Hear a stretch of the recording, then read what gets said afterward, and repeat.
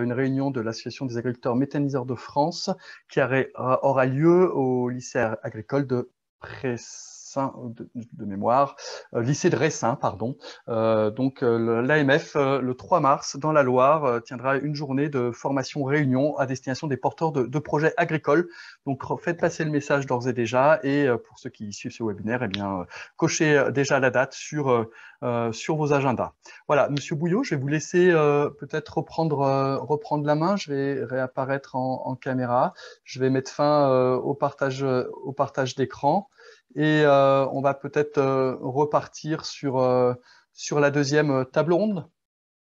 Bien volontiers, merci Guillaume. Je propose à nos 4 intervenants, donc Jean-François Delettre, que nous connaissons bien maintenant, Dominique Ronzon, Dominique Pallier et Colin Lemay, d'allumer leur caméra pour participer à cet échange consacré à l'appropriation locale des projets comme enjeu de réussite. Je voulais commencer avec vous, Dominique Ronzon. Je ne vous vois pas sur mon écran, mais vous devez, voilà, je vous vois. Merci d'être avec nous. Vous êtes agriculteur céréalier à Ézin-Pinay, c'est dans l'Isère, département dont on a vu tout à l'heure qu'il était le numéro 1 pour la méthanisation dans la région. Et vous êtes le président de la SAS Agrométa. Je précise également que vous êtes conseiller municipal dans votre commune. Au sein de votre exploitation, vous êtes engagé depuis longtemps, ça fait une dizaine d'années maintenant, dans l'amélioration continue de votre performance énergétique. Vous avez déjà mis en œuvre un certain nombre de dispositifs et c'est dans ce cadre qu'est née la méthanisation. Rappelez-nous le contexte de votre exploitation avant qu'on aborde la question de la méthanisation proprement dite. Bien, bonjour à tout le monde. Donc, alors, moi, tout ce qui concerne l'énergie, je l'ai subi à l'âge de 18 ans, entre guillemets, de voir pleurer mon papa qui n'arrivait pas à se payer le gasoil pour mettre dans les tracteurs, voilà, pour produire de l'aliment, ce qui est un comble, je dirais, quelque part, ou un paradoxe, dans le sens où nous, l'agriculteur, nous nourrissons les autres et on n'arrivait pas à se nourrir. Alors, je pense que quand même que c'est... Voilà. Donc, je me suis promis à 18 ans mon indépendance énergétique, vous voyez, ça remonte à une paire d'années.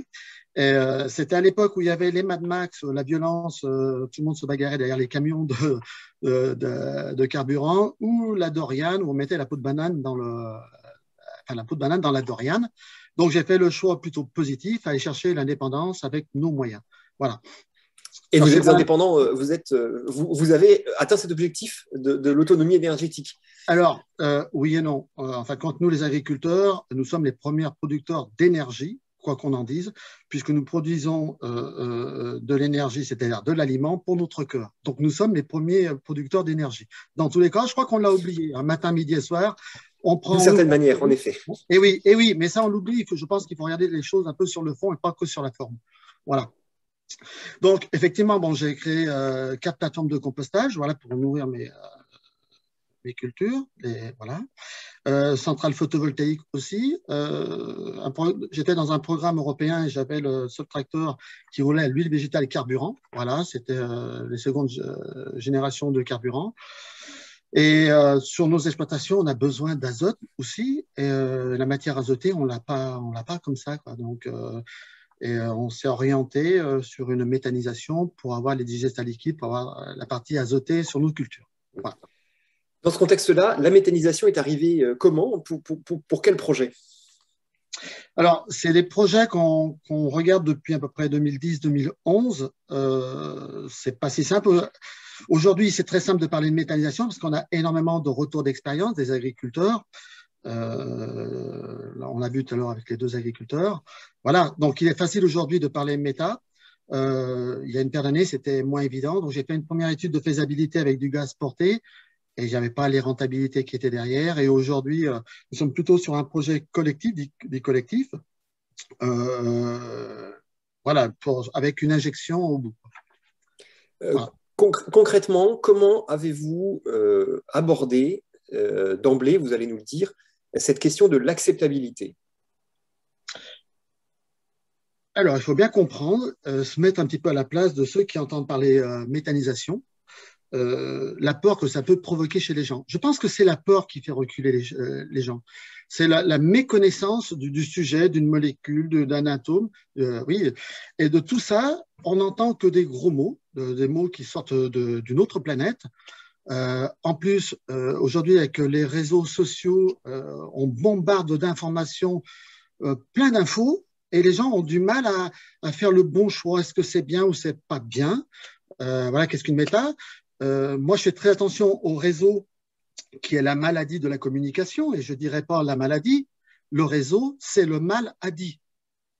Et ça, je crois que les agriculteurs, on n'a pas fait attention et on s'est fait placarder au mur parce que les gens se sont servis d'autres outils que nous n'avons pas fait attention au départ, la communication. Et donc, j'ai toujours systématiquement blindé, entre guillemets, la communication et faire très attention. Chaque mot est important. Chaque mot est important. Difficile, cela dit, de maîtriser complètement sa communication. Vous l'avez dit, il y a les réseaux sociaux, il y a les médias, les journalistes qui vont voir les uns et les autres, bien entendu. Très concrètement, essayez de nous expliquer de quelle manière, par quel bout vous avez pris le problème. Vous avez commencé par communiquer Oui, auprès de qui et de quelle manière? Alors, déjà, on communique chez soi. C'est la première des priorités.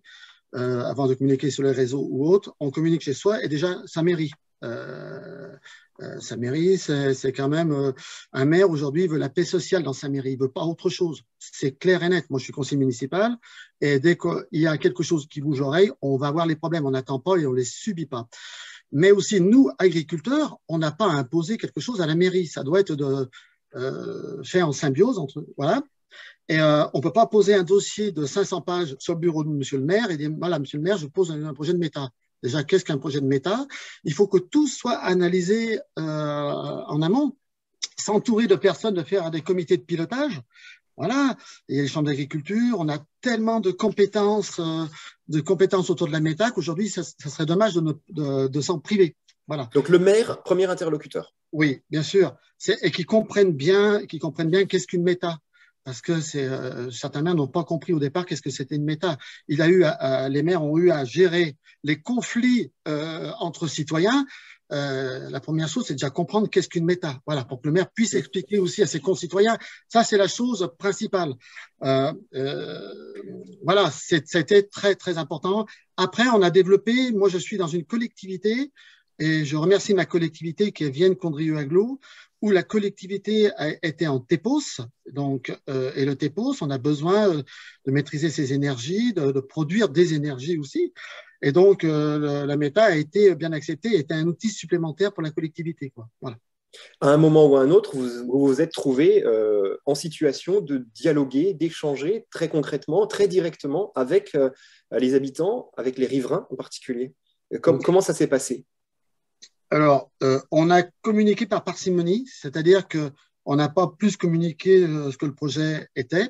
C'est-à-dire que, voilà, on n'a pas, à chaque étape, on a communiqué. On n'a pas fait de la grande communication. Moi, je blindais systématiquement la communication, même avec les journaux, vraiment pour maîtriser. J'en reviens à la force des mots qui peuvent devenir des mots, justement. Et ça, je pense que c'est important. Pas tout donner tout d'un coup pour que les gens puissent digérer les informations. Ça aussi, c'est le trop dans la tête des gens aujourd'hui, c'est trop compliqué. Voilà, donc on a fait des réunions publiques. On a fait une réunion publique où il y a plus de 350 personnes. Les gens se sont levés pour applaudir. Voilà, on était accompagnés de tous. Il y avait des gens de la DDT, de la région, de la Chambre d'agriculture, mais tout le monde y a participé parce que il fallait amener de la confiance auprès des citoyens, quoi. Donc, le travail de pédagogie a bien fonctionné chez vous. Quelles leçons vous en tirez et quels conseils vous donneriez à des porteurs de projets qui veulent se lancer? Je dirais qu'il faut… la première chose, c'est aller en mairie, déjà communiquer. C'est quand même monsieur le maire qui gère la commune, quoi. Je veux dire, tout ce qui est urbanisme et tout ça.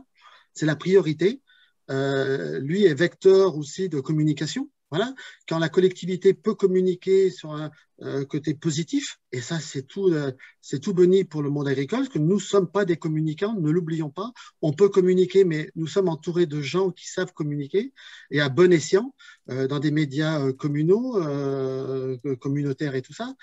Donc voilà, je pense qu'il faut faire preuve d'humilité et bien comprendre. La première chose, c'est comprendre la peur des autres, la peur des personnes qui sont en face, qui ne savent pas, ma maison va perdre de la valeur, les odeurs, les camions. Ça, aujourd'hui, c'est tellement facile sur Internet de faire une petite association et de bloquer des beaux projets.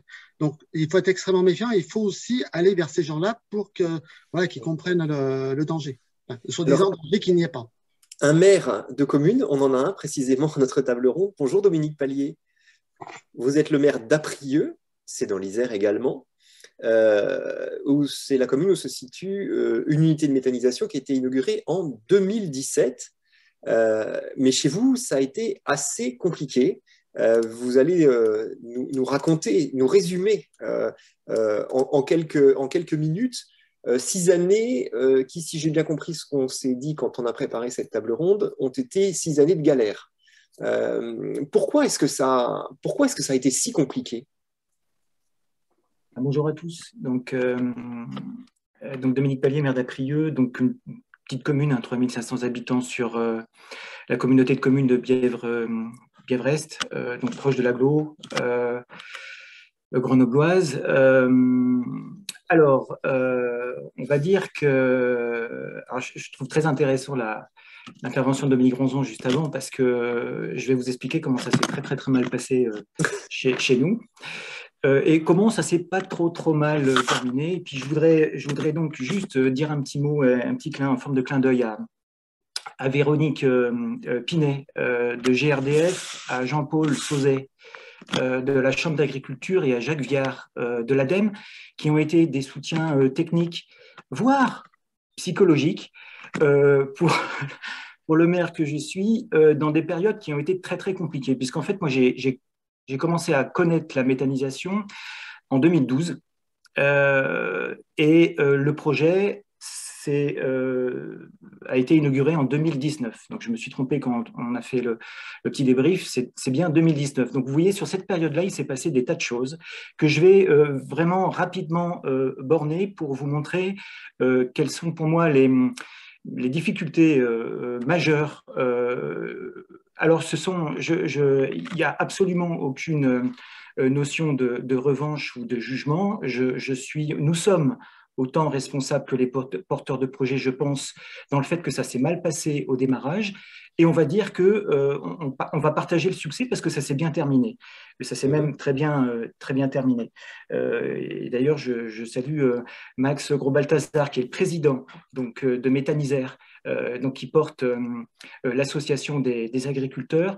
Et vous l'avez dit, ou les intervenants de la table ronde précédente l'ont dit, Martin Boeuf, qui est l'exploitant, qui est un agriculteur qui s'est mis à l'exploitation de ce projet, qui est un projet pas énorme, mais quand même conséquent. Je vous en dis 2 mots.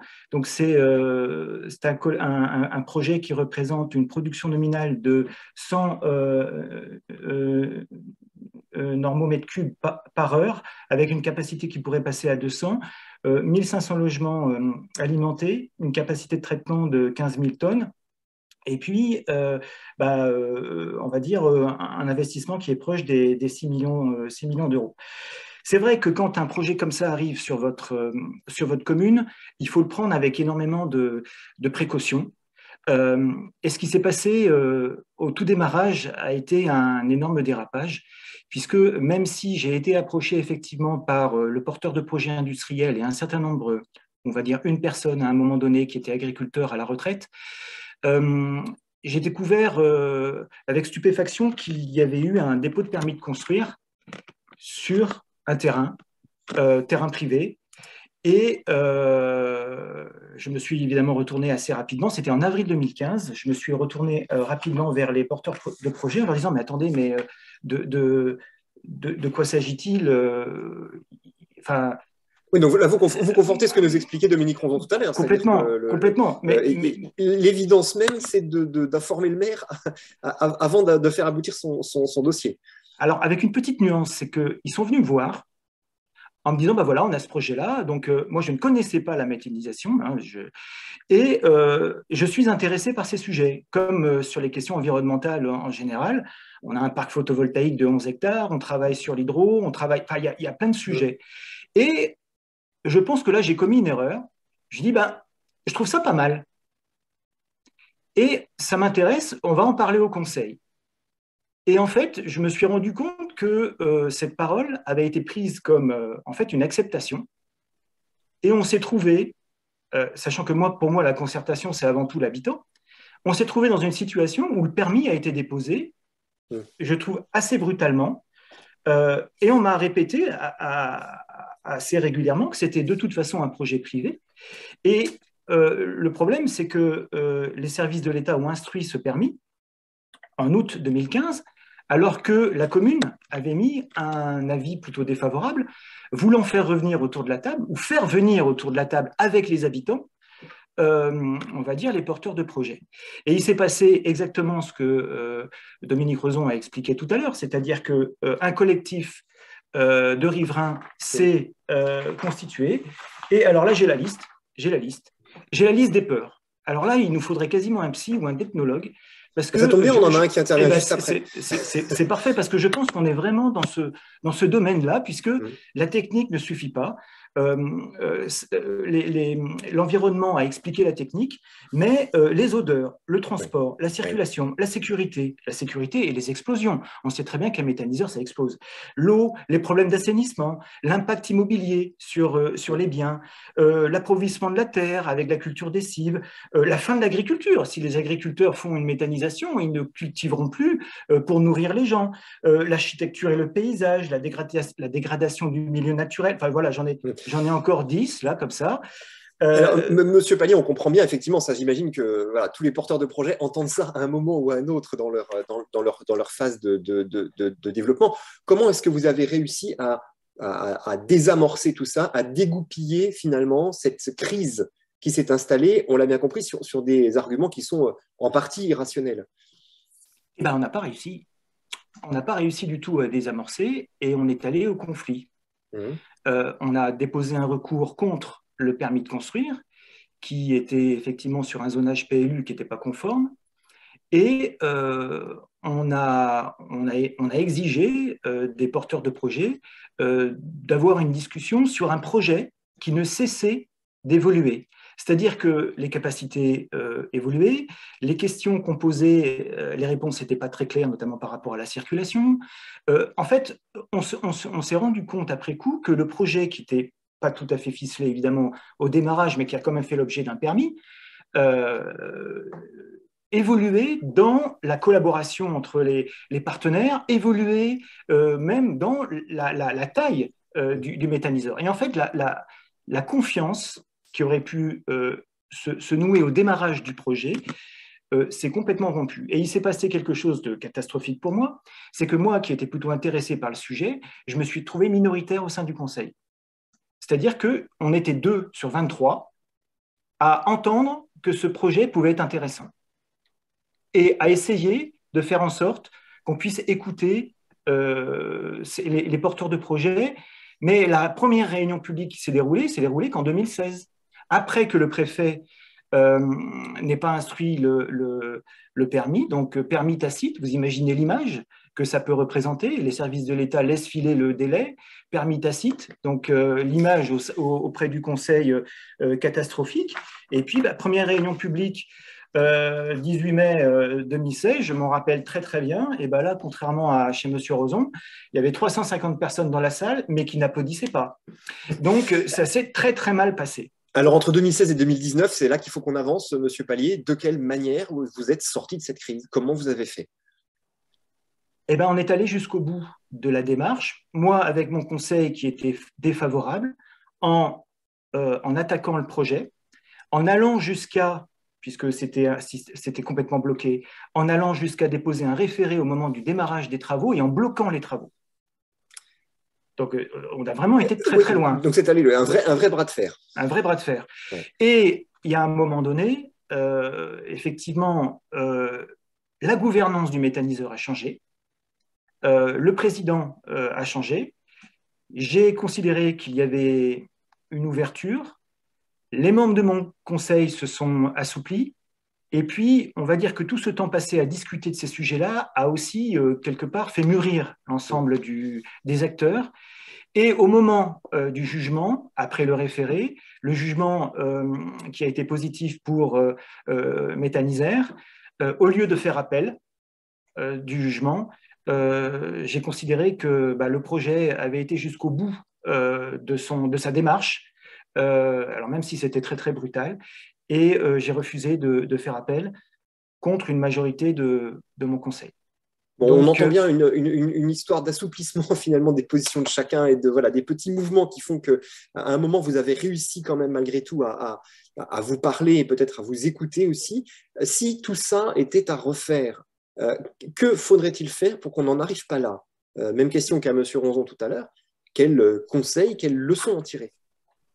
alors, la communication, oui, mais effectivement, organisée dans une méthode, notamment le portage du projet n'a pas été méthodique. Je me suis bien rendu compte qu'il y avait à certains moments de la part du porteur de projet une volonté de ne pas forcément partager, et puis une volonté, parce qu'il y a du business derrière. Et il y a même un moment donné, pour ouvrir la discussion, j'ai proposé que la commune rentre dans le capital de Méthanisère. Je peux vous dire que je n'ai pas attendu très très longtemps pour obtenir un refus. Et là, je me suis dit, tiens, il y a quelque chose qui ne va pas, quoi. Bon, c'est vrai qu'avec cette nouvelle gouvernance, Max Robalthazar, ça se passe beaucoup, beaucoup mieux. Mais derrière, la méthode de présentation du projet, elle est évidente. Et surtout, il ne faut pas que le projet présenté change sans qu'il y ait explication de pourquoi ça change.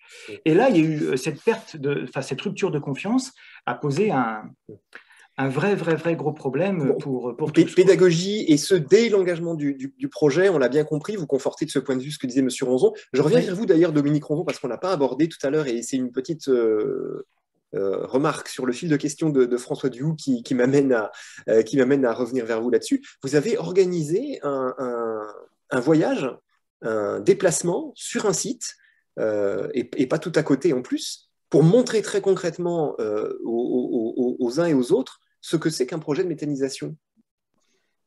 Oui, on a utilisé nos fonds Vivea, voilà, qui est pour la formation, et pour emmener l'ensemble des agriculteurs, mais pas que, des élus de ma commune,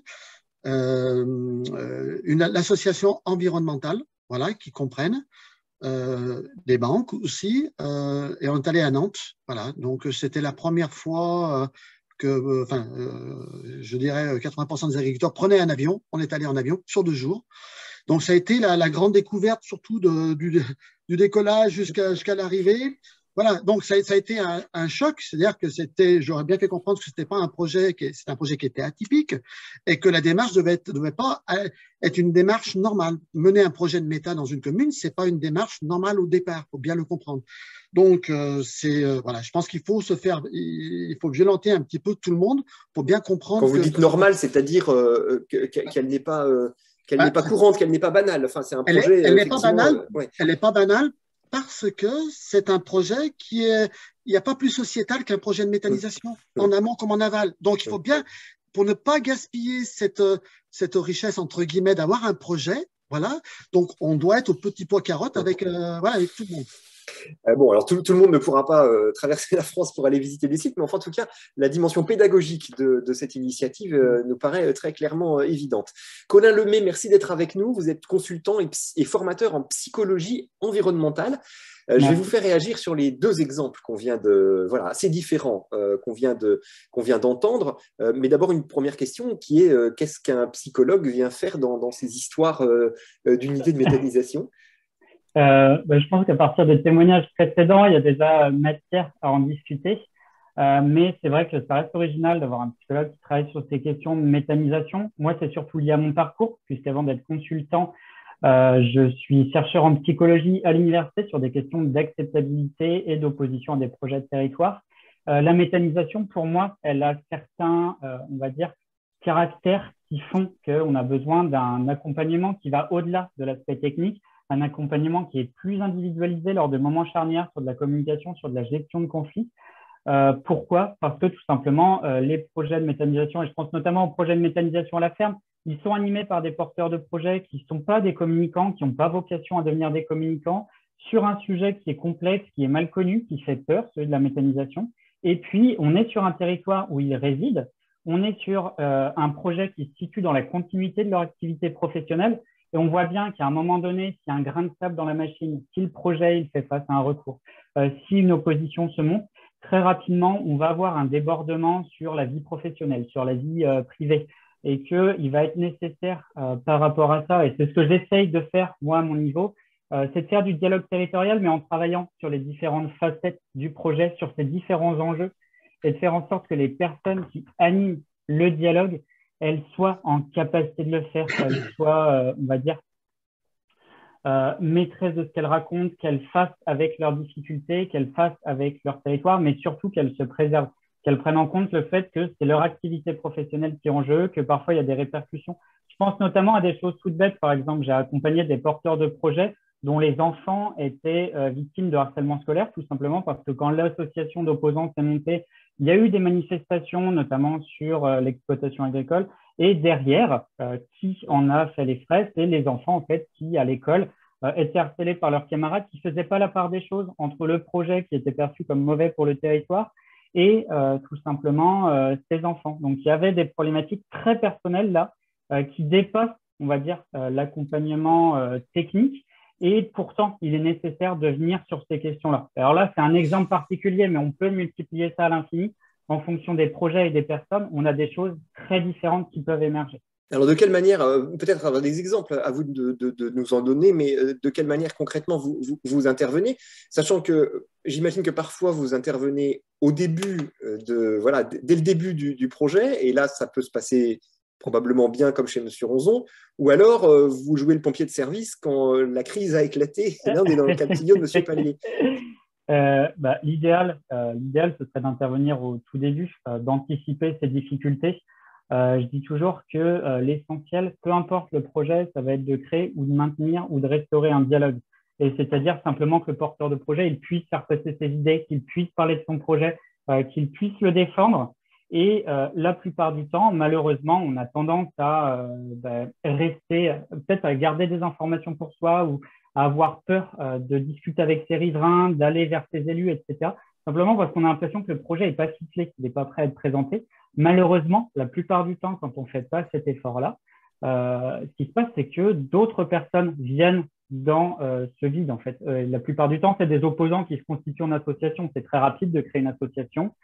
Pour des tas de raisons différentes, des gens se constituent en association et se posent comme des lanceurs d'alerte, le plus souvent, du côté plutôt des habitants, des riverains, et vont commencer à occuper l'espace, à aller voir les élus, à aller voir les différents acteurs du territoire, ça peut être des acteurs économiques, à faire passer un message, et le porteur de projet, derrière, va être doublement en difficulté. S'il n'a pas déjà créé ces canaux de communication, s'il n'a pas déjà des rapports privilégiés avec les élus, s'il n'est pas perçu comme une personne ressource sur le sujet, eh bien, il va devoir discuter de son projet, faire cet effort, tout ce qu'il aurait dû faire initialement, mais en plus de ça, combattre tout ce qu'il y a comme idée reçue, comme désinformation, comme émotion. On voit très bien du côté de l'opposition. Ils s'en servent comme des façons de faire peur et de faire passer, transmettre leurs informations et puis aussi empêcher le porteur de projet de communiquer. Donc, mon rôle, initialement, le cadre idéal, c'est d'arriver avant le conflit, avant les oppositions, de créer des canaux de communication, d'agir un peu comme un tiers quand il peut y avoir des tensions, des difficultés. Parce qu'encore une fois, on n'est pas sur des profils qui sont communicants. Donc, de voir avec les élus ce qui doit être fait, même si tout le projet n'est pas ficelé, si tout n'a pas été encore, on va dire, mis sur le papier noir sur blanc, que au moins les porteurs de projets soient perçus et soient considérés comme des acteurs ressources. C'est les personnes vers lesquelles on va se tourner pour dialoguer, pas vers des opposants. De la même manière pour les habitants, etc. On entend bien que chaque situation est un cas particulier, bien entendu. Néanmoins, est-ce que vous travaillez sur la base de grilles, de méthodes d'analyse qui seraient un petit peu applicables à tous les domaines? Est-ce qu'on retrouve finalement des grandes constantes d'une situation à une autre? Alors, je pense que l'une des erreurs qu'on fait le plus souvent, et elle est assez facile à expliquer, c'est de se dire que l'opposition, elle, se base forcément sur le projet. L'opposition combat le projet et il va falloir amender le projet ou il va falloir, par exemple, déplacer une unité ou déplacer des sites de stockage. Quand on regarde, quand on creuse un peu les choses, on s'aperçoit que tous les opposants n'ont pas le même profil, ils n'ont pas tous les mêmes motivations. Ce dont je viens de parler, ça rejoint un peu l'effet NIMBY. Pour ceux qui ne connaîtraient pas, on regarde à l'échelle nationale, il y a, quand on présente la méthanisation, une très bonne acceptabilité. Les gens apprécient la méthanisation, ce qu'elle permet de faire. Et on voit que quand on pose la question à n'importe qui, les gens sont plutôt favorables à la méta. C'est moins le cas au niveau local. Et ça, on s'explique souvent en se disant oui, mais c'est parce que les gens ne souhaitent pas de méthanisation chez eux, ils ne souhaitent pas des points négatifs de tout ce qu'on peut leur présenter, mais… C'est le fameux syndrome NIMBY. Oui, c'est ça, le fameux syndrome NIMBY. Mais dans les faits, certes, le projet, il sert souvent de déclencheur. C'est souvent la raison pour laquelle on a des conflits qui émergent. Mais je pense notamment à un porteur de projet que j'ai accompagné sur une petite commune. Le projet a suscité très rapidement on va dire un rejet virulent de la part des habitants avec une création d'association. Ce qui se passait en fait, c'est que là, c'était pas tant le projet qui était combattu, c'était plutôt d'anciennes rivalités avec un voisin qui a créé cette association, qui l'a animée, qui s'est servi de tout ce qu'on a comme discours au niveau national qui circule, qui permettent très facilement de faire peur aux riverains, de les mobiliser. Enfin, quand je vous dis que qu'une unité de méthanisation sur la commune, elle va nuire à la santé des enfants, tout de suite, on est dans l'émotion, ça permet tout de suite de créer, de donner du corps à son association. Et en fait, c'était simplement cet ancien riverain qui s'est servi de ce projet comme d'un motif pour nuire à son voisin au titre d'ancienne jalousie, etc., qui ne souhaitait pas particulièrement que le projet soit amendé, donc qui n'était pas dans le dialogue, et qui, en plus de ça, se servait de ça aussi pour nuire à l'image de son… Oui, autrement dit, le projet de méthanisation n'était finalement qu'un prétexte ou la cristallisation d'éléments de conflit qui préexistaient. Et donc, c'est ça. La plupart du temps, on est sur des situations où, avec, on va dire, la montée du conflit, on voit que le projet passe un peu en second plan. C'est plutôt des conflits de personnes ou des conflits sur l'image du territoire. Moi, mon territoire, j'y habite, je ne souhaite pas de la méthanisation parce que ça va nuire au patrimoine local, parce que ça va nuire à la santé de mes enfants, parce que ceci, parce que cela. En fait, tout ça, ça vient d'un problème de pédagogie, je pense, à l'heure actuelle, et on en a parlé juste avant. La méthanisation, certes, ce n'est pas nouveau, mais dans l'esprit des gens, dans le débat public, c'est nouveau, ça fait peur. Il y a beaucoup d'idées reçues, beaucoup de choses sur lesquelles… malheureusement, on est obligé de s'appesantir aujourd'hui, de donner des clés, de prendre du temps, d'expliquer, y compris aux élus. Il ne faut jamais partir du principe que quelqu'un sait exactement de quoi on parle avec la méthanisation. Il y a tellement d'infos qui circulent qu'il est nécessaire vraiment de faire ce travail-là parce que sur des situations, amender le projet ne suffira pas. Il va falloir travailler sur d'autres tableaux avec d'autres outils pour gérer ces conflits. Merci beaucoup, Colin Lemay. Je précise que vous avez enregistré une série de podcasts qu'on peut écouter sur Méta Radio. Donc peut-être qu'on vous donnera le lien, ce sera peut-être le plus simple dans le fil de discussion. D'ailleurs, je crois qu'il est déjà dans le fil de discussion, le lien. Voilà, pour qu'on profite de votre expertise sur le sujet. Jean-François Delettre, merci d'être encore avec nous sur cette deuxième table ronde. Comment vous avez réagi aux deux premiers exemples qui ont été donnés? On a bien compris, voilà, des déroulements extrêmement différents de ces deux projets. Je rappelle que vous présidez l'Association des agriculteurs méthaniseurs de France et qu'au sein de cette association, vous pilotez le groupe de travail Acceptabilité. Et je vous remercie.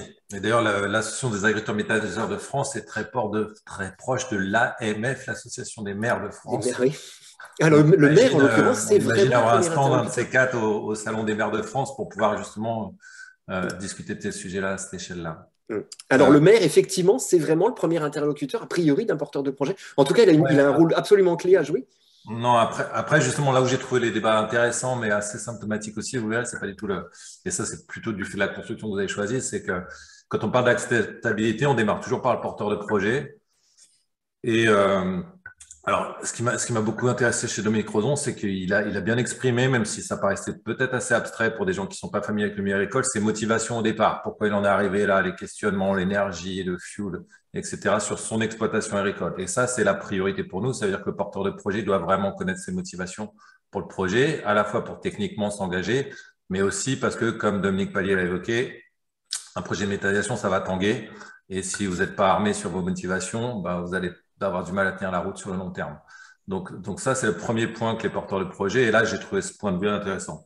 Là où je ne suis pas d'accord du tout avec Dominique Crozon, par contre, c'est quand il dit qu'à l'époque, c'était plus simple. Alors, j'ai compris que le schéma le plus simple, c'est plus simple aujourd'hui qu'à l'époque. Il disait que c'était plus simple aujourd'hui parce que, effectivement, nous, à l'époque, la méthanisation, pour comprendre ce que c'était un digesteur, des choses très techniques, il fallait aller en Allemagne, en Italie, il fallait faire des centaines de kilomètres pour voir des pionniers. Donc, on avait ce sujet-là. Par contre, je pense qu'aujourd'hui, être porteur de projet, c'est beaucoup plus compliqué que ce que nous, on a eu à l'époque. Parce qu'aujourd'hui, il faut que vous ayez une maîtrise complète de votre projet. Vous ne connaissez pas le métier, ça c'est la réalité, vous ne connaissez pas le métier. Alors l'AMF, on est là pour aider, etc. Mais vous connaissez mal le métier, vous êtes porteur d'un projet, vous avez des motivations et il va falloir apprendre à communiquer, il va falloir apprendre à financer, il va falloir apprendre des tas de choses qui sont nouvelles pour vous. Donc je pense que le sujet malheureusement de l'acceptabilité pour les porteurs de projet, il est très compliqué aujourd'hui parce qu'il leur demande beaucoup de compétences, beaucoup plus que ce que nous on avait à l'époque. La deuxième partie, c'est que en général, comme aujourd'hui, hein, on s'adresse à un porteur de projet. Le porteur de projet, il explique, il se retrouve un peu coincé. S'il est malin, alors il n'a pas fait les bêtises qui ont été évoquées, il a de la transparence envers sa commune. Donc, il va expliquer à la commune, etc., son projet. Et les maires commencent à réfléchir et souvent découvrent ce que c'est la méthanisation. Et même quand, comme Dominique Payet, vous vous intéressez aux ENR, etc., vous vous apercevez que le sujet il va être très compliqué à gérer seul sur votre mairie. D'accord ? Et donc ça, pour moi, c'est très symptomatique aujourd'hui. C'est un peu le bilan qu'on tire aujourd'hui, nous, de notre côté. C'est qu'il y a une trajectoire, en fait, de nos politiques publiques qui ne sont pas du tout assumées. Et alors, on a des ministères qui décident, qui engagent notre pays, heureusement, dans ces transitions-là. Et derrière, ça atterrit directement sur le territoire. Et puis là, on remonte la chaîne. C'est-à-dire qu'on parle du porteur de projet, on remonte au maire, on s'aperçoit qu'il y a un préfet qui signe, on dit « Ah mince, le préfet signe, donc qu'est-ce que ça veut dire ?» etc. Et je pense que la trajectoire de la méthanisation, alors, je sais qu'il y a quelqu'un, par exemple, il y a l'ADEME qui nous suit au niveau national depuis très longtemps et qui suit ces sujets-là sur ces domaines, d'accord? Mais par contre, d'avoir un observatoire, d'avoir une façon d'accompagner la méthanisation sur le territoire, y compris régional, ça, c'est pas fait ou c'est souvent mal fait ou trop tard. Je vais prendre un exemple tout bête que j'ai appris à mieux connaître récemment. En région Hauts-de-France, ils ont un système qui s'appelle le Corbi, où là, l'ensemble des partenaires de la filière, en fait, viennent encadrer le porteur de projet et l'accompagner. C'est-à-dire qu'un porteur de projet qui dirait non, moi, je suis juste un business, c'est juste privé, mon territoire, je m'en fiche, ça passera pas. D'accord? Donc, il y a des régions où le schéma, il fait que le porteur de projet, il est encadré pour à la fois le tester et l'accompagner jusqu'au bout et sauver son projet s'il est jugé intelligent pour la région. Donc, je pense que les régions doivent se structurer de cette façon-là pour pouvoir, dans la filière, assumer la trajectoire. C'est pas au porteur de projet uniquement qui réalise, qui prend, je suis désolé, la majorité des risques du système, d'accord, qui engage la majorité des transitions qu'on souhaite dans notre pays, d'avoir toutes ces compétences-là. Donc, il faut qu'il y ait un échelon intermédiaire qui, pour moi, est régional. On reprend bien ce que vous nous dites, c'est-à-dire voilà, l'État fixe le cap et puis derrière, il a un peu tendance à refiler le bébé, débrouillez-vous en local, c'est ce que vous dites. Non, mais refiler le bébé, ça paraît assez naturel, mais il y a eu très peu de construction entre tout ça. Voilà. Les députés, par exemple, les députés. C'est à qui d'entourer le porteur de projet, d'accompagner les maires, d'accompagner les riverains, de jouer le rôle de tuilage. Mais je vous l'ai dit, je pense qu'il y a l'ensemble des gens de la filière. C'est pas uniquement GRDF ou GRT Gaz, par exemple, en injection. C'est pas uniquement la région. C'est l'ensemble de ces partenaires-là qui doivent s'emparer de cet enjeu-là. Après, je pense que pour être en région Auvergne-Rhône-Alpes, vous avez un petit sujet parce qu'il va falloir concilier les Auvergnats et les Rhodaniens, par exemple. Donc, il faut arriver à vous mettre d'accord au niveau régional, à définir des règles, à définir des territoires, etc. Donc, je pense que cette prise en compte du territoire, elle est super importante et que le porteur de projet, c'est aussi son premier truc, c'est qu'il doit se poser la question parce que si on regarde clairement, quels sont les retours que j'ai au territoire, les retours pour mon exploitation, ok, etc. Si je suis en autonomie, je n'ai pas trop de sujets. Si j'ai une interface avec le territoire, quels sont les retours que je peux faire? Et ils peuvent être très variés. Ça peut aller des biodéchets, ça peut être à l'énergie, aux stations gaz carburant, etc. Donc, il y a plein de sujets qui peuvent être traités, mais il doit s'interroger sur ces retours-là. Et après, sur tout ce qui a été exprimé, où on est dans le dur, quand on est vraiment dans le dur avec des associatifs, des opposants, etc. Moi, j'ai un opposant, par exemple, qui est très bon sur mon projet. Il faut aussi entendre. C'est-à-dire qu'il faut être en capacité, et ça, c'est compliqué pour beaucoup, même avec des opposants qui exagèrent, de faire le tri et de dire, là, il y a un sujet, je peux le travailler. Là, il y a un sujet, je peux le travailler. Là, il y a un sujet, je peux le travailler. Et si vous arrivez à définir les points sur lesquels vous êtes attaqué mais vous pouvez travailler, vous pouvez répondre, même s'il y a beaucoup d'excès autour, beaucoup de choses. Colin Lémé s'est fait l'écho de trucs qui sont très dramatiques et c'est une réalité. Nous, à l'AMF, par exemple, on adore. Hein. Quand on se rencontre, on est tous contents parce qu'on trouve toujours pire que nous. C'est-à-dire qu'il y a toujours un adhérent qui a des histoires encore plus glauques et plus dramatiques que la nôtre. D'accord ? Mais on aimerait bien passer à la version 2 de l'AMF, qui est où on a chacun la plus belle histoire à raconter, quoi. Et donc ça passera par l'accompagnement de chacun dans le territoire. De quelle manière, justement, éventuellement, l'AMF accompagne-t-elle? Je ne sais pas, est-ce qu'il y a des formations, du label? Enfin, voilà. De quelle manière vous pouvez aider, vous, les porteurs de projets? Oui, j'ai pas assez vendu ma boutique, mais ma boutique, elle fait… Non, bah, j'en profite pour vous tendre la perche, rapidement. On a un GT porteur de projet qui a défini les choses depuis une dizaine d'années et qui accompagne au quotidien les porteurs de projet. On invite les gens à adhérer, pas pour des raisons financières, la cotisation est ridicule à l'association, mais on les invite à adhérer très en amont du projet, d'accord, le plus tôt possible, à venir voir ce que c'est, à multiplier les visites. Aujourd'hui, par exemple, je le dis très clairement, il y a des porteurs de projets qui visitent 3 sites de méthanisation et qui font du copier-coller. Ça, pour nous, c'est pas possible. Vous devez visiter 10, 15, 20, 30, 40, des sites en élevage, des sites en déchets, etc., pour comprendre et maîtriser votre projet. Ça, c'est la chose qu'on fait. Et puis après, c'est ce qu'on fait en proposant la charte des méthaniseurs, c'est ce qu'on fait en proposant des portes ouvertes maintenant nationales, etc. C'est comment on accompagne, on montre la transparence, on montre l'exemple dans cette filière-là. C'est ce qu'on fait aussi avec les constructeurs, avec Calimetal, Club Biogaz, tous les partenaires qu'on a. On s'essouffle et on est tous passionnés, mais on a beaucoup d'actions pour venir stabiliser cette filière. Alors, il y a une question qui apparaît dans le fil et qui est posée par Lionel Tricot, à qui on va proposer de prendre le micro et qui est en lien assez direct avec ce que vous venez d'exprimer, Jean-François Delettre. Si Lionel Tricot veut bien partager sa question avec l'ensemble des participants. Lionel Tricot, je vous laisse vous présenter et poser votre question. Oui, bonjour, société Elanor Consulting à Lyon. Ma question est relativement directe. Ce que j'ai entendu du débat, c'est que le but, c'est de rassurer le grand public. Et je me demande quel est l'acteur qui pourrait finalement centraliser cette crédibilité. Et au vu de ce qui a été présenté depuis tout à l'heure, j'ai l'impression que l'État, au travers des DREAL, a une capacité à rassurer.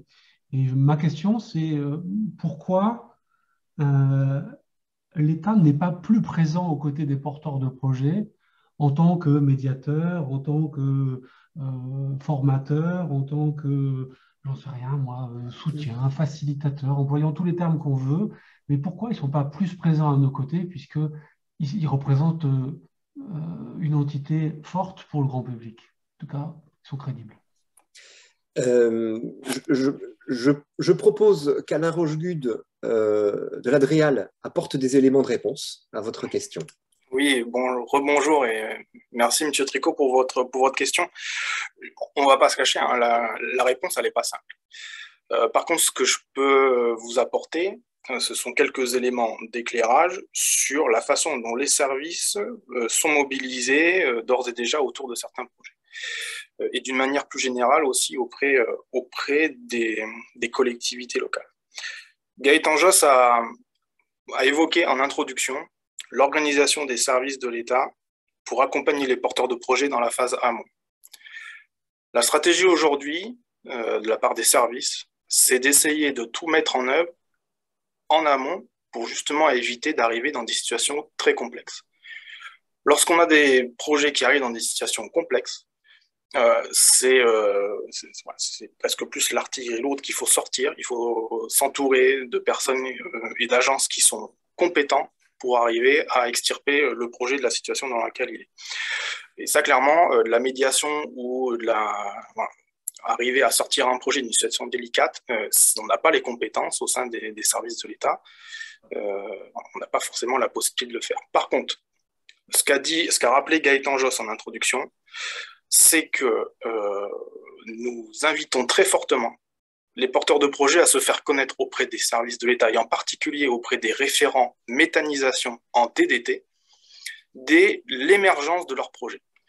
L'objectif, c'est d'organiser suffisamment en amont possible une première réunion, non pas pour avoir la présentation d'un projet détaillé, ficelé, mais au moins pour faire connaissance avec les différents services, pour avoir connaissance qu'il y a, on va dire, une intention de projet sur un territoire, que les différents services puissent en être informés. Et puis, avec l'ensemble des institutionnels avec lesquels nous organisons cette journée aujourd'hui, nous avons aussi, avec le retour d'expérience que nous commençons à avoir, un certain nombre de recommandations à formuler. On va parler de recommandations générales, on va dire des recommandations régionales.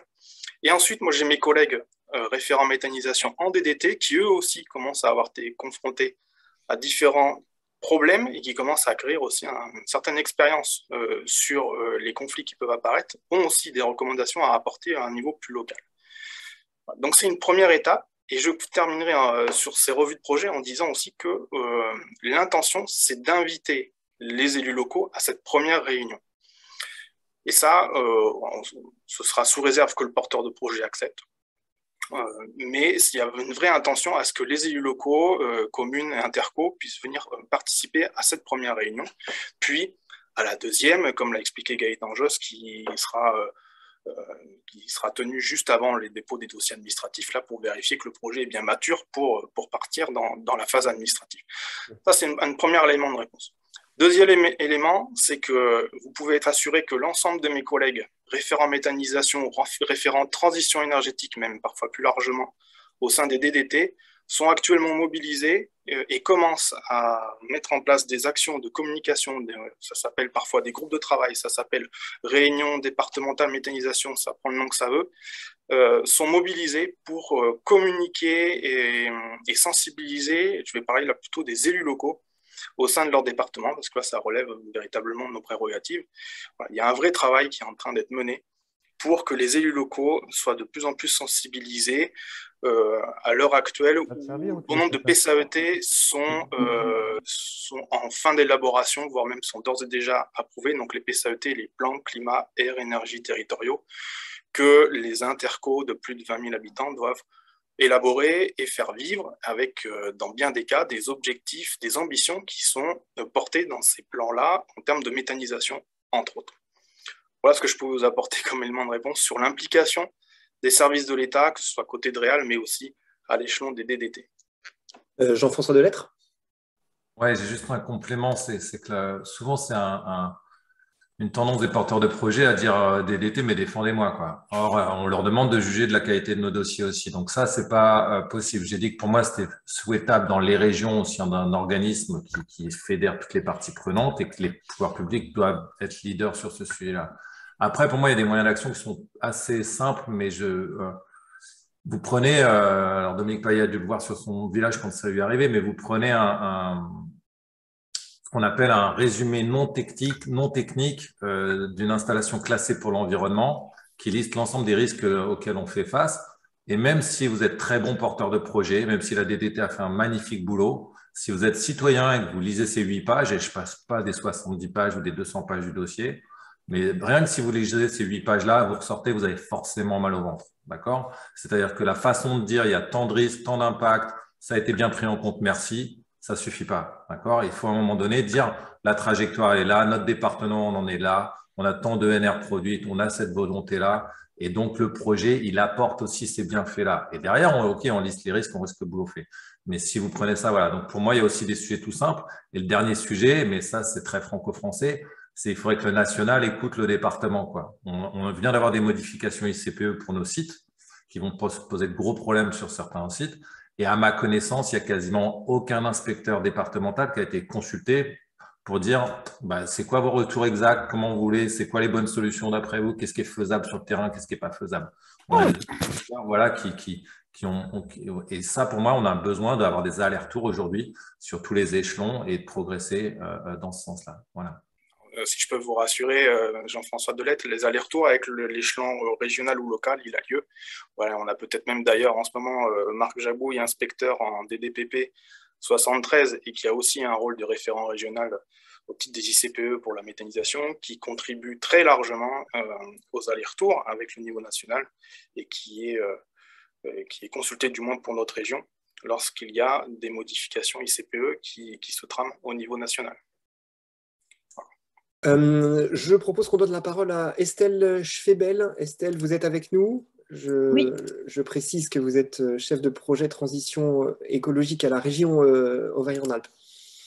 oui, c'est ça. Je suis en fait la référente méthanisation à direction de l'environnement et de l'énergie à la région Auvergne-Rhône-Alpes. Donc, merci pour ces échanges très, très riches et intéressants. Pour rebondir sur les propos de Damien, vous parliez du moment qui est important d'intervenir tôt dans le cadre du développement de projets de méthanisation pour démarrer le travail d'accompagnement. On se pose tous la question, quel est le bon moment? On a expliqué qu'on a cet accompagnement régional des projets avec les partenaires de la charte, un peu comme ce qui se fait en Île-de-France. Et effectivement, on incite très fortement à intervenir avant la fin de l'étude de faisabilité, mais finalement, comment on peut décrire le bon moment? Parce que chaque projet est quand même très particulier. Merci. Merci beaucoup. Dans les questions qui sont posées, celle de Lionel Patrier On va peut-être laisser voir s'il y a des réponses à la question d'Estelle parmi les intervenants. Qu'en pense Jean-François Delettre et voilà, les intervenants et Dominique Paillet aussi? Alors, le bon moment, c'est celui, alors c'est jamais le même, hein, en général, nous, on dit que le porteur de projet doit au minimum maîtriser suffisamment son sujet. Je vous ai dit que c'était pas facile. Il doit avoir consulté le maire et les équipes municipales. Et après, l'idéal, c'est de décider ensemble du moment où on communique, de quelle façon on communique, etc. Voilà, mais le bon timing, c'est celui qui est quand vous avez testé vos motivations et que sur le terrain, vous avez déjà vu quelques élus et vous êtes en capacité de dire « Ok, maintenant, je suis prêt à prendre le micro et parler de mon projet. » Dominique Paillet? Oui, pas mieux. Nous, c'est exactement ce qu'on aurait souhaité. Ils sont partis trop vite et trop fort et avec... ils ont complètement oublié que même si c'était un projet privé, c'était un sujet d'intérêt général. Et ça, c'est la grosse difficulté en fait du sujet. Et moi, je me suis engueulé fortement avec un des porteurs de projet qui me disait mais de quoi tu te mêles? C'est une parcelle privée, ce sont des associés privés. Et en fait, j'arrivais pas à faire comprendre, notamment que ça allait très mal se passer avec les riverains, ce qui s'est passé, que derrière, entre les hameaux, parce qu'en fait, ce que je vous ai pas raconté, c'est que la situation s'est un peu débloquée quand on s'est rendu compte quand même qu'il y avait une majorité du village qui n'était pas contre. Les riverains étaient tellement forts dans leur expression, dans leur omniprésence dans les débats, que à un moment donné, il y a certains, notamment parce qu'on a des néo-ruraux sur le secteur, donc des gens qui peut-être ont une vision un peu différente des choses, certaines personnes sont venues me voir en me disant, mais écoute, c'est quand même pas mal ce qu'ils font, et ils se sont retrouvés, donc les porteurs de projets, avec un soutien d'une autre partie de la population. Et là, quand vous voyez arriver ce genre de truc, vous vous dites, punaise, ça va s'arrêter ou quoi? Et voilà, il y a eu une espèce d'équilibrage et puis un basculement à un moment donné. Et puis, quand on s'est rendu compte que le village était plutôt globalement favorable, on a sacrifié les riverains. Excusez-moi, je me suis trompée. Je voulais poser la question à Colin. J'ai dit, je m'excuse. Hein. Pas de souci, mais Colin Lemay, on vous donne la parole. Oui, justement, je voulais rebondir là-dessus. Pour moi, il y a deux sujets déjà. Pour tout ce qui va être autour de la méthanisation et vraiment sur ce qu'est la méthanisation et l'accompagnement des maires et faire de la pédagogie auprès des maires. Je pense que là, il y a une partie des services de l'État dont le travail, justement, c'est de mettre en avant la méthanisation, que ce soit au niveau régional, départemental, que tout ce travail-là, c'est pas seulement les porteurs de projets qui ont déjà leur projet à mettre en avant, qui ne sont pas des communicants, qui doivent le faire, mais vraiment, il y a un travail là de pédagogie de fond, de renseigner les gens, le grand public sur la méthanisation qui doit être, on va dire, pris à bras-le-corps par les services de l'État, et pas seulement lorsqu'un méthaniseur va s'implanter sur une commune, parce que j'ai presque envie de dire, lorsque le projet il arrive sur la commune, et si personne n'a entendu parler de méthanisation sur la commune avant, là, on va vers de l'opposition, on va vers des conflits, on va vers des élus qui, dès qu'ils vont apprendre l'existence du projet, vont aller se renseigner par eux-mêmes, vont être face à plein de sources d'informations, etc., qui font que déjà, on part avec une mauvaise note, on va dire. Si la première fois que moi, j'entends parler de méthanisation, c'est parce qu'on me dit que le porteur de projet commence à en parler quelques riverains, etc., ou qu'il vient nous voir, nous élus, mais qu'il n'a pas toutes les réponses à, on va dire, à ce qu'est la méthanisation sur le fond, sur ce qu'elle apporte, etc. Là, déjà, c'est compliqué. Il va falloir faire un gros travail de pédagogie dans l'après. Donc, il y a cette partie-là pédagogique qui, je pense, ne repose pas entièrement sur les porteurs de projet. Après, j'ai aussi envie de dire le bon moment pour commencer sa communication. En général, c'est pas le porteur de projet qui le décide. Il mature son projet et à partir du moment où il va commencer à en discuter avec quelques riverains ou à rencontrer les élus pour en discuter, certes, c'est des échanges qui sont 2 à 2 ou en huis clos, on va dire, si on est dans le cas des élus ou même de son conseil. Mais on sait très bien que c'est un sujet qui va être discuté. Si j'en parle à quelqu'un sur ma commune, très rapidement, l'information, elle va circuler. Et en fait, on va recevoir tout de suite des demandes. Alors, parfois, c'est des riverains qui viennent sur l'exploitation poser des questions. Parfois, c'est un courrier qui arrive dans la boîte aux lettres au nom de riverains inquiets. Parfois, c'est une prise de parole publique d'un groupe d'opposants qui va se constituer. Donc, à partir du moment où on va commencer à présenter son projet à quelques personnes sur la commune, et ben, pour moi, ça, c'est le démarrage de la communication. Il faut avoir les éléments de communication pour répondre à des questions parce qu'elles vont arriver très rapidement et que si on n'a rien prévu, on va être face à ce que j'appellerais des mises en demeure. On va être face à des associations ou des élus qui vont réclamer une réunion publique ou une réunion d'explication ou des opposants qui vont prendre le dessus sur la communication et donc il va falloir intervenir, etc., etc. Donc, alors, je dis pas que toute la communication doit être bouclé tout de suite, mais c'est comme le disait Monsieur Delettre, il faut être au clair avec ce qu'est la méthanisation avant de commencer à en parler pour que si, lorsque j'en parle à mes plus proches riverains, derrière, il y a cette opposition qui prend tout de suite, on va dire, de l'ampleur, ou si des gens viennent me voir, ou si mes élus reviennent vers moi avec des questions, je suis en capacité de leur répondre ou de leur dire que je vais me renseigner et je reviens vers eux d'ici une semaine, un mois, pour leur répondre, ou que c'est quelque chose que actuellement n'est pas sûr sur mon projet. Je ne sais pas encore, je ne maîtrise pas encore tous les aspects de mon projet, mais c'est quelque chose qui peut être co-construit et dans une certaine limite. Donc, bien identifier ce qu'est la méthanisation, ce qu'elle m'apporte, ce que je vais en faire et être au clair avec le fait que dès que j'en parle, très clairement, il va y avoir des questions et pas forcément de personnes que j'ai ciblées. Dominique Pallier, vous vouliez ajouter quelque chose rapidement? Oui, très rapidement, dire que la bonne connaissance des acteurs, y compris ceux qui sont cachés, est indispensable pour comprendre comment est-ce que le projet est porté. Je pense que là, nous, on a pêché. Et puis, en termes de conclusion pour nous, dire aujourd'hui qu'après plus d'1 an de fonctionnement, le méthaniseur a complètement trouvé sa place sur la commune. La très grande majorité des gens me disent que tout se passe bien. Il faut peut-être ajuster sur les questions de circulation, mais en tout cas, le résultat est sans comparaison avec le processus de construction du projet, quoi. Donc, voilà, et en plus, quelque part, on sert d'exemple. Voilà, vendredi, moi, je reçois des gens, des élus du territoire d'à côté qui veulent savoir comment ça s'est fait, comment ça s'est monté. Alors, je leur dis pas tout, parce qu'autrement, ça peut être compliqué. Mais en tout cas, le résultat est très intéressant pour tout le monde. Mais bon, c'est happy end à Prieux, on l'a compris, et tant mieux pour vous, monsieur le maire. Je vous propose, il nous reste, on peut prendre encore 5 minutes, donc je vous propose de prendre 2 questions auprès des intervenants qui ont posé des questions dans le fil, en commençant par Lionel Patrier, si vous en êtes d'accord. Est-ce que vous êtes avec nous, monsieur Patrier?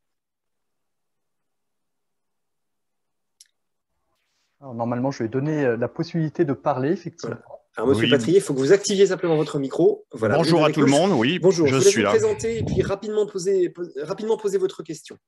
Oui, bonjour, je suis donc Lionel Patrier, je suis consultant indépendant. J'ai quelques expériences derrière moi dans le monde des déchets et de la méthanisation. J'interviens auprès de plusieurs porteurs de projets pour les accompagner à différents stades du montage des dossiers. Et quelle est votre question? Je n'avais pas de question particulière. Moi, je réagissais surtout sur la partie communication. Je pense qu'il est fort dommageable de vouloir appliquer des recettes, de dire effectivement sur chaque dossier, etc. Chaque cas est cas particulier. Il y a le projet lui-même, ses intrants, etc., ce qu'on veut faire, la mode de valorisation. Il y a le territoire qui est important à prendre en considération. Et puis, il y a l'histoire. L'histoire, c'est surtout l'histoire du territoire. Pourquoi les gens vont se mettre en opposition sur un dossier qu'ils ne connaissent pas, qu'ils n'ont pas? Parce que l'information, elle existe partout. Il suffit d'ouvrir Internet, de taper méthanisation et vous avez là GRDF, GRT Gaz, etc. Enfin, vous avez de l'information qui existe, qui est disponible. Et maintenant, aussi beaucoup d'informations contradictoires, fake news et autres. C'est vrai, c'est difficile de faire le tri, pour le coup. Oui, effectivement. Après, on s'oriente vers l'information qui nous intéresse le plus. Bien sûr. Mais tout ça pour dire qu'il est important sur un projet, sur chaque projet, de pouvoir faire un diagnostic préalable pour bien identifier quels sont les acteurs. Ce que disait M. Payet tout à l'heure est important, c'est-à-dire les acteurs qui sont cachés, les acteurs qui n'osent pas dire effectivement dévoiler leurs intentions, leurs intérêts personnels, etc.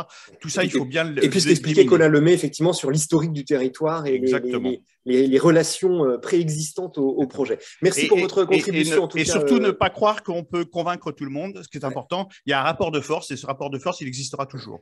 Merci pour votre contribution, Monsieur Patrier. Dominique Ronzon voulait prendre la parole, donc je la lui donne, et puis Colin Lemay voulait réagir, je pense.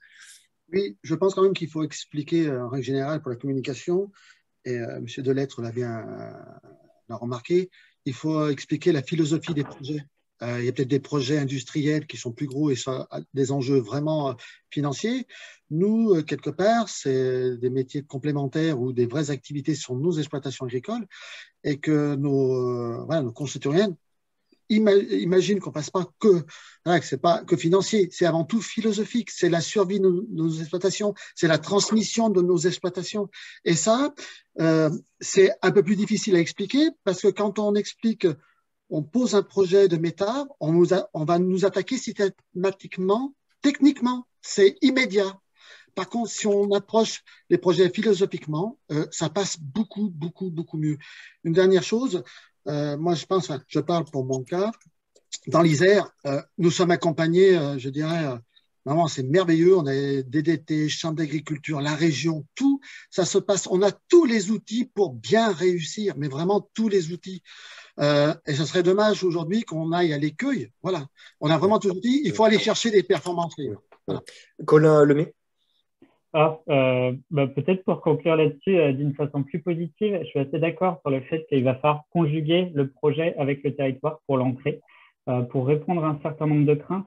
Après, ce qu'on observe, c'est que généralement, et ça a été dit, le conflit il a tendance à diminuer à partir du moment où l'unité de méthanisation elle va entrer en fonction, à partir du moment où finalement les gens ils sont vraiment confrontés, ils découvrent vraiment que l'unité de méthanisation à proximité.